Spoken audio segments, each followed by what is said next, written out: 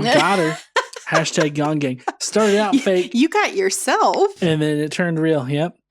Hi, honey. Hey, how you doing? I'm doing good. You ready to learn about Esther today? I am ready. We got a lot of story to get through, and boy, is it kind of crazy pants. Yeah. It is. It's a bit crazy pants today. And so we're starting right about, between somewhere around 480 something or another. I mean, I don't really know. Anyways, so we're talking about Esther, and we're starting out with Xerxes. We'll call him Mr. X, because X gonna give it to you. I figured you'd call him like Dr. X or something. I don't know, something fancy. Well, I mean, Mr. X, that's from Resident Evil. He's like a really stoic blue guy that walks around and he'll fuck you up. Oh, okay. Yeah, so... Seems suitable. Yeah. So anyways, Mr. X here handled all of the sweet kush production in the area, like somewhere in Egypt. So I don't know exactly where. But anyways, he ruled from his palace in the basement of his mother's house in Susa. Just in case you're wondering, that's where the hangout was. But anyways, in the third year of his reign over all the production of that sweet, sweet kush, he had a dinner party and invited like everyone, and they all stayed for like a week. Can imagine his mom was probably pissed off. Yeah. Mm-hmm. So this party was like good old fashioned, like a Mar-a-Lago kind of party, complete with golden goblets full of wine. Fancy. I know, right? Pretty sure Trump was there. Who knows? Probably Robert Pattinson. But anyways, Mr. X wanted his 7 eunuchs to bring him his wife, or his queen, Queen V, out and display her like property. Queen V was not happy with this. She actually said, fuck that noise. I'm not doing it. I got more respect for myself. Good for her. Yeah, well, Mr. X, he got really pissed off, and then he created a law that said that she was not his wife or his queen anymore. Oh, shit. And that she could not appear in his presence for the rest of eternity. Oh, no. Yeah, all this was at the behest of his advisors, who said, you can't let this go, man. She disrespected you. They sound like dicks. You do this, and everybody's going to run all over you and take all your sweet kush you got down here in the basement. And also, other women might realize that they're not property, so you might want to squash this quick. And so, realizing this, Mr. X was like, I got to issue a decree now.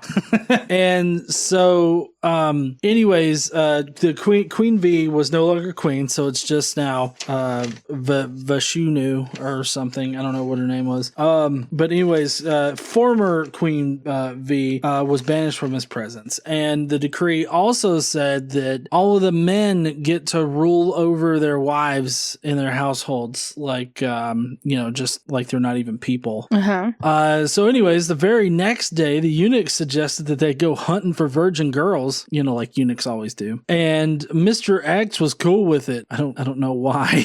Yeah, that seems a little crazy.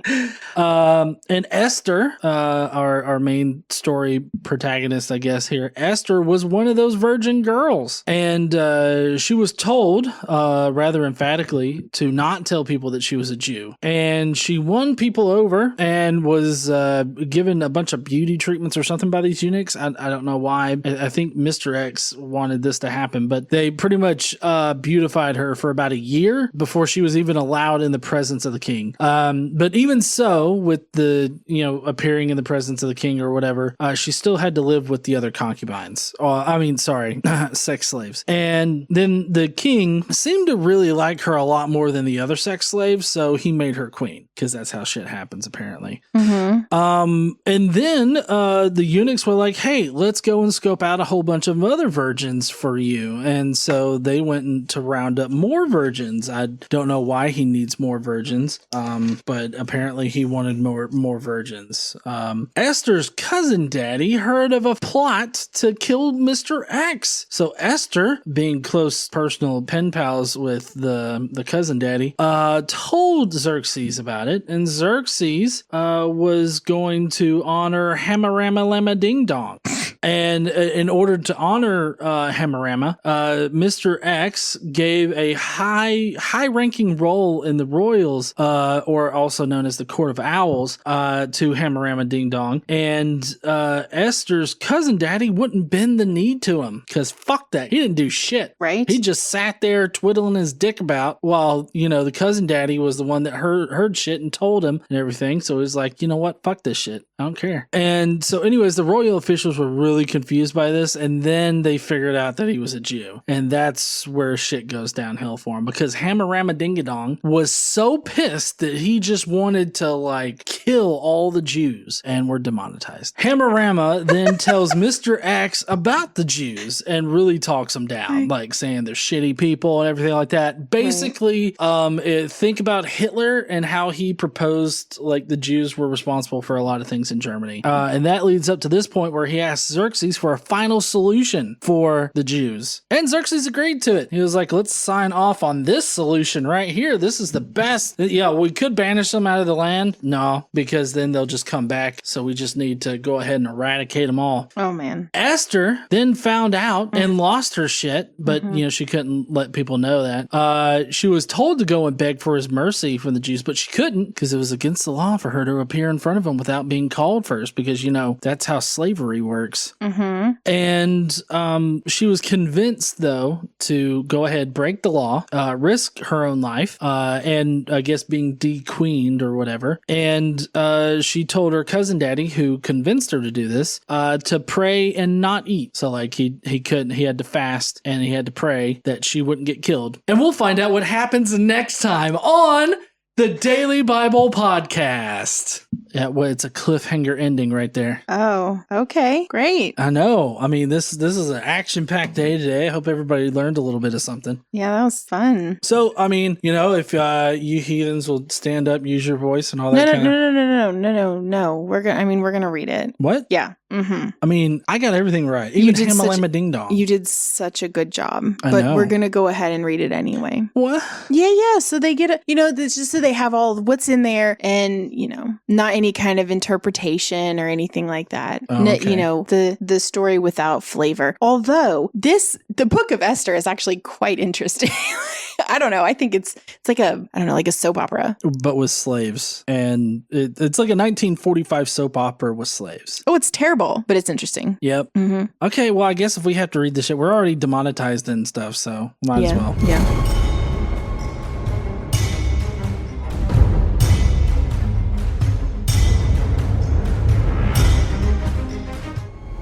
What's up, heathens? How y'all doing? So apparently there were some problems with the things I said at the beginning. Now, I think that maybe he wasn't exactly called HammaLammaDingDong. Yeah. But I think that it translates that way in some languages. It doesn't translate that way in any language. Well, in any case, y'all know what I mean.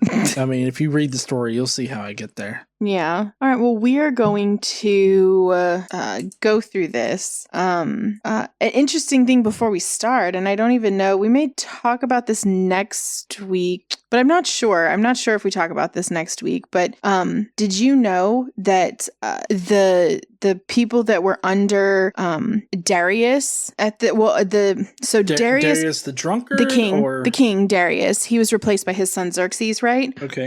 Well, so Darius was way more tolerant than his son Xerxes. Xerxes is the king we have now, and he is like a ruler of a lot of area, and we're going to talk about that just a little bit. But did you know they destroyed a statue of the god Marduk?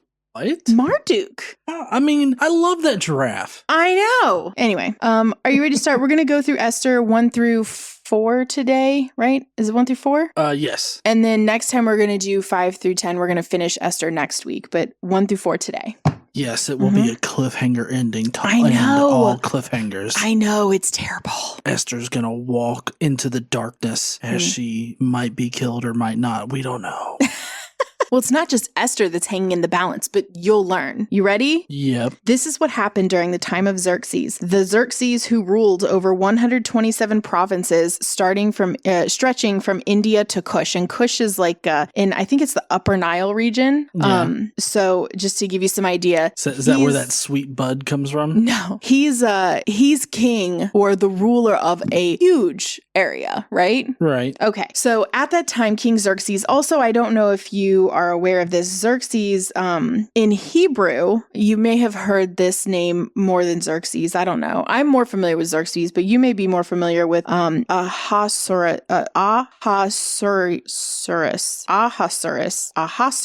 King Ahasuerus. I had beers with him the other night. He's a cool dude. I can't even say his name. Xerxes. Same dude.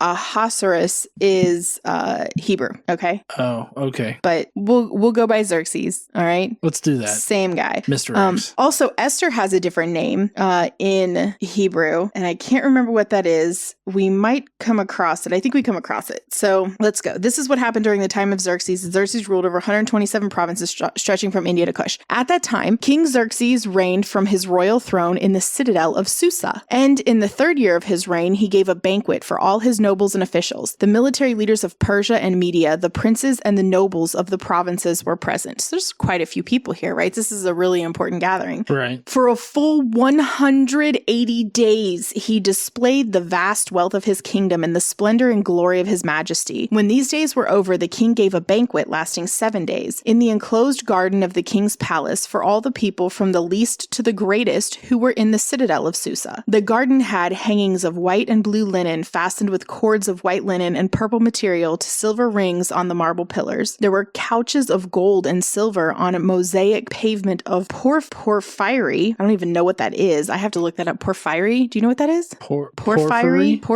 I don't know. I mean, it's some kind of pavement, so I guess it's some kind of maybe stone. Marble, mother of pearl, and other costly stones. Wine was served in goblets of gold, each one different from the other. And the royal wine, that would bother me. Yeah. Just so you know, porphyry is a hard igneous rock containing crystals, usually a feldspar, in a fine grained, typically reddish ground mass. All right. Well, there you go. Learned a new word today. Okay. Yeah, it would bother me to have like every glass be different. Like every goblet be a different design. That's got to be an OCD nightmare. I know, right? Okay. Let's see. And the royal wine was abundant in keeping with the king's liberality. By the king's command, each guest was allowed to drink with no restrictions. So like no drink tickets here. Just drink till your heart's content. For the king had instructed all the wine stewards to serve each man what he wished. You know what we need to get Shannon for her birthday? An endless goblet? No, a wine steward. Oh, okay. Shannon needs a wine steward. All right. I mean, I think she does fine on her own, but... Yeah, she does. Can we, don't you think that probably there were some people there that was like, this is just too gaudy. Like, look at this shit. Why has he got to display everything like this? Like, you're better than us. Well, I mean, they did this thing they displayed all of his wealth and all of this stuff and it's fucking whatever for 6 months and then had a banquet for a week. It's like, fuck, I would be so tired. Like, what did these people pack? Like, you have to wear a different dress every day. Right. I mean, you can't wear the same, you cannot be seen in the same thing twice. No, not at a royal banquet like this. Are you insane? It's a 6-month banquet. No, I don't care. That's why I don't go to things like this. Not because I'm not invited, just because I don't have enough dresses. Right. Sure. If there's an endless amount of wine that you can drink, do you really think people are like, that dress looks pretty good on you? Didn't you wear that last Tuesday? They would know. The bitches would know. The bitches would know. They would. They would judge. They would know. Okay, let's continue. Queen Vashti. Now, this is Xerxes' wife, right? Queen Vashti also gave a banquet for the women in the royal palace of King Xerxes, because apparently the women weren't allowed at the other one, which seems weird because then you'd have a total sausage party, which is not interesting. I don't know. It was probably interesting to a few of them. I mean, perhaps. On the 7th day, when King Xerxes was in high spirits from wine, he commanded the 7 eunuchs who served him, oh my God, it's spelled me-human. Mehuman, I'm not kidding. Mehuman, Biztha, Harbona, Bigtha, Abagtha, Zethar, and Carcass, his eunuchs, to bring before him Queen Vashti wearing her royal crown in order to display her beauty to the people and nobles, for she was lovely to look at. Now, is this asking her to be brought completely naked? No. Well, I was like, bring Queen Vashti before me wearing her royal crown. So is it? I could see it as him being like, only the royal crown, if you catch my drift. You know, I mean, they're not communicating the wink that probably happened with that. I think he just wants to make sure that she's wearing her like super grandiose crown. So she's like, you know, she can't be like the other women in the room with just a dress. Like she's got to have her crown. Yeah. So anyway, he wanted her brought to him so he could show her off his arm candy, right? Right. But when the attendants delivered the king's command, the eunuchs, Queen Vashti refused to come. The king became furious and burned with anger. Since it was customary for the king to consult experts in matters of law and justice, because apparently that's what this is now, he spoke with the wise men who understood the times and were closest to the king. Karshina, Shethar, Admatha, Tarshish, Miriz, Marcina, and Mamukin, the 7 nobles of Persia and Media who had special access to the king and were highest in the kingdom. So that's who he went to some advisors to find out, like, what am I supposed to do, right? Mamushka, or Mamuka. Is that right? Mamuka. Oh, Mamukin. It sounds like a Street Fighter move where a fireball fires out of your palms. Yeah. Yeah. Okay. So according to the law, what must be done to Queen Vashti, he asked. Now this is Xerxes asking. She has not obeyed the command of the king, and the eunuchs have taken to her. Shouldn't the king know what the laws are? Like, I mean, I feel like that's Donald Trump pulling his lip at the 4th Amendment. Well, I mean, so he knows that the law is that she has to obey his command, but she's queen, so he doesn't know what can be done to her. You know what I mean? Like, he doesn't know. I guess she hasn't disobeyed him in this kind of way so publicly before or something like that, but he wants to know what can be done about it. So Mamukin replied, in the presence of the king and the nobles, Queen Vashti has done wrong, not only against the king, but also against all the nobles and the peoples of all the provinces of King Xerxes. God, that seems a little dramatic. I mean, he rules over 127 provinces and she has fucked everybody. Not in like the Sex and the City Samantha way, but like she's done wrong to everyone. For the queen's conduct will become known to all the women, so they will despise their husbands and say King Xerxes commanded Queen Vashti to be brought before him, but she would not come. So I guess they're going to do that too. This very day, the Persian and Median women of all nobility who have heard about the queen's conduct will respond to all the king's nobles in the same way. There will be no end of disrespect and discord. Won't somebody think of the men? Yeah, and they're being suffering. Persecuted. So they're concerned that because this one bitch like just decided that she wasn't going to come when her husband fucking snapped his fingers, that all of the women everywhere will now act like her. Oh, wait. You mean I'm a person? I don't have to do every fucking thing he says? Well, she's not though. Huh? She's not though a person. Yeah. I mean, she is a person, but she's not a person, not under the law. Not according to everything in that society. Okay. Yeah. Got it. So this is what he's advised. You ready? Therefore, if it pleases the king, let him issue a royal decree and let it be written in the laws of Persia and Media, which cannot be repealed. What kind of fucking law is this? Laws that cannot be repealed. It's ridiculous. Yeah. That Vashti is never again to enter the presence of King Xerxes. Also, let the king give her royal position to someone else who is better than she. Then, when the king's edict is proclaimed throughout all his vast realm, all the women will respect their husbands, from the least to the greatest. So they're so worried about what the Whammons will do when they hear that this bitch didn't come when she was called. Yeah. Yeah. So much so that they have to fucking do a royal decree. So the king and his nobles were pleased with this advice, and the king did as Memucan proposed. He sent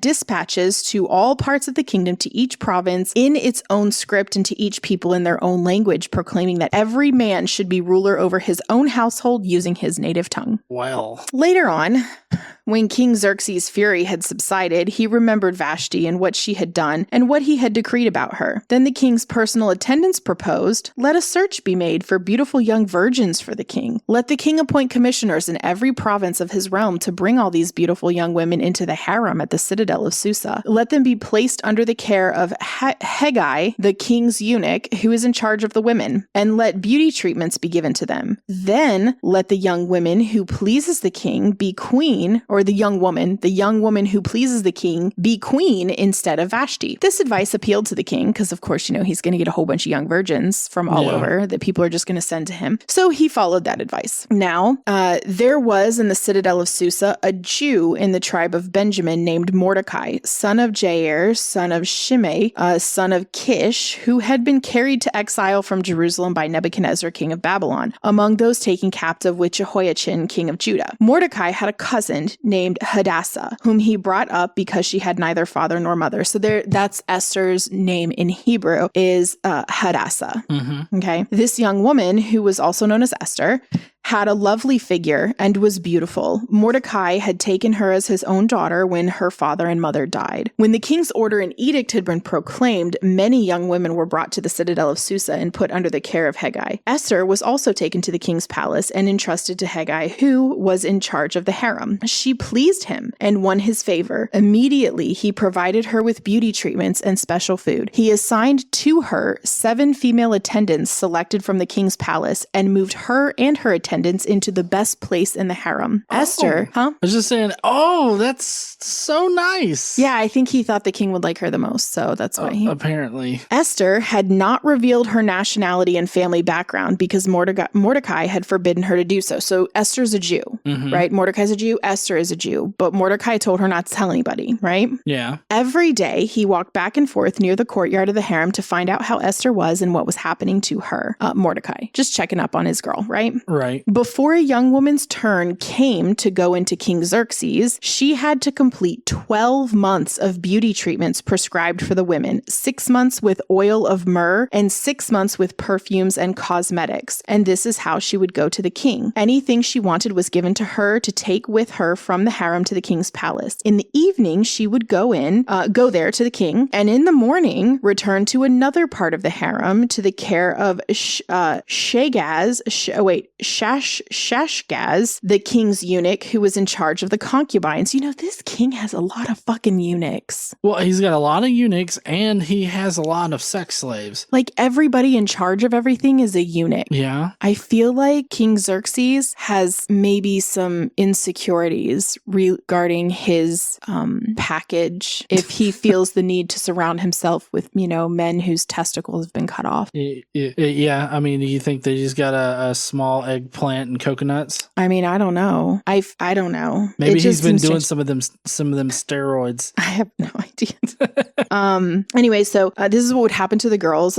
So they'd be virgins when they go in, right? They're part of the virgin harem. Mm-hmm. And then they'd go into the king. And then the next morning, of course, they'd be moved to the concubines because they weren't virgins anymore. So they're spoiled goods, unless the king wants them again, right? Right. And she would not return to the king unless he was pleased with her and summoned her by name. When the turn came for Esther, the young woman Mordecai had adopted, the daughter of his uncle Abihail, to go to the king, she asked for nothing other than what Haggai, the king's eunuch who was in charge of the harem, suggested. And Esther won the favor of everyone who saw her. She was taken to King Xerxes in the royal residence in the 10th month, the month of Tebeth, in the 7th year of his reign. Okay. Now, the king was attracted to Esther more than any of the other women, and she won his favor and approval more than any of the other virgins. So he set a royal crown on her head and made her queen instead of Vashti. And the king gave a great banquet, Esther's banquet, for all his nobles and officials. He proclaimed a holiday throughout the provinces and distributed gifts with royal liberality. When the virgins were assembled a second time, because apparently that was the thing to do normally, Mordecai was sitting at the king's gate, but Esther had kept secret her family background and nationality just as Mordecai had told her to do, for she continued to follow Mordecai's instructions as she had done when he was bringing her up. During the time Mordecai was was sitting at the king's gate, Bigthana and Teresh, two of the king's officers who guarded the doorway, became angry and conspired to assassinate King Xerxes. But Mordecai found out about the plot and told Queen Esther, who in turn reported it to the king, giving credit to Mordecai. And when the report was investigated and found to be true, the two officials were impaled on poles. Yep. Shit. Don't fuck with the king. No. Definitely not. All this was recorded in the book of the annals in the presence of the king. We're going to write in the ass book now, sir. Okay, so after these events happened, King Xerxes honored Haman, son of Hammedatha the Agagite, elevating him and giving him a seat of honor higher than that of all the other nobles. So this guy is like King Haman, all the other nobles, right? Right. For the king had commanded this concerning him, but Mordecai would not kneel down or pay him honor. Then the royal officials at the king's gate asked Mordecai, "Why do you disobey the king's command?" Day after day they spoke to him, but he refused to comply. Therefore they told Haman about it to see whether Mordecai's behavior would be tolerated, for he had told them he was a Jew. Okay? Mm-hmm. When Haman saw that Mordecai would not kneel down or pay him honor, he was enraged. Yet having learned of who Mordecai's people were, he scorned the idea of killing only Mordecai. Instead, Haman looked for a way to destroy all Mordecai's people, the Jews, throughout the whole kingdom of Xerxes. All the Jews. Kill all the Jews. Literally what this says. Yep. Haman wants to genocide the Jews. Awesome. He wants a final solution. Yeah. In the 12th year of King Xerxes, in the first month, the month of Nisan, the pur, that is the lot, pur, P-U-R, the lot was cast in the presence of Haman to select a day and a month, and that lot, pur, fell on the 12th month, the month of Adar. Then Haman said to King Xerxes, "There is a certain people dispersed among the peoples in all the provinces of your kingdom who keep themselves separate. Their customs are different from those of all the other people, and they do not obey the king's laws. It is not in the king's best interest to tolerate them. If it pleases the king, let a decree be issued to destroy them, and I will give 10,000 talents of silver to the king's administrators for the royal treasury." So the king took a signet ring from his finger and gave it to Haman, son of Hammedatha, the Agagite, the enemy of the Jews. "Keep the money," the king said to Haman, "and do with the people as you please." So Xerxes doesn't even care about the money. He's like, keep your fucking 10,000 talents. I don't give a shit. Just do whatever you want with these people. Kill them all. I don't care. I mean, yeah. I mean, all he's got to do is gesture around his like giant like palace or whatever and be like, "Does it look like I need your fucking money?" So on the 13th day of the first month, the royal secretaries were summoned. They wrote out in the script of each province and in the language of each people all Haman's orders to the king's satraps, the governors of the various provinces, and the nobles of the various peoples. These were written in the name of King Xerxes himself and sealed with his own ring. Dispatches were sent by couriers to all the king's provinces with the order to destroy, kill, and annihilate all the Jews, young and old, women and children, on a single day. Okay? Mm-hmm. The 13th day of the 12th month, the month of Adar, and to plunder their goods. A copy of the text of the edict was to be issued as law in every province and made known to the peoples of every nationality so they would be ready for that day. So they planned this genocide on a specific day of all the Jews in the entire region. Yeah. The couriers went out, spurred on by the king's command, and the edict was issued in the citadel of Susa. The king and Haman sat down to drink, but the city of Susa was bewildered. When Mordecai learned of all that had been done, he tore his clothes, put on sackcloth and ashes, and went out into the city, wailing loudly and bitterly. But he went only as far as the king's gate, because no one clothed in sackcloth was allowed to enter it. I mean, fair. No shirt, no shoes, no service, sir. You're in a potato sack. Can you imagine though, somebody like covered in ashes in a potato suit or a potato bag? He's just like, I mean, like, I wouldn't God damn it, Mordecai! What the fuck is wrong with you? I wouldn't let him in either.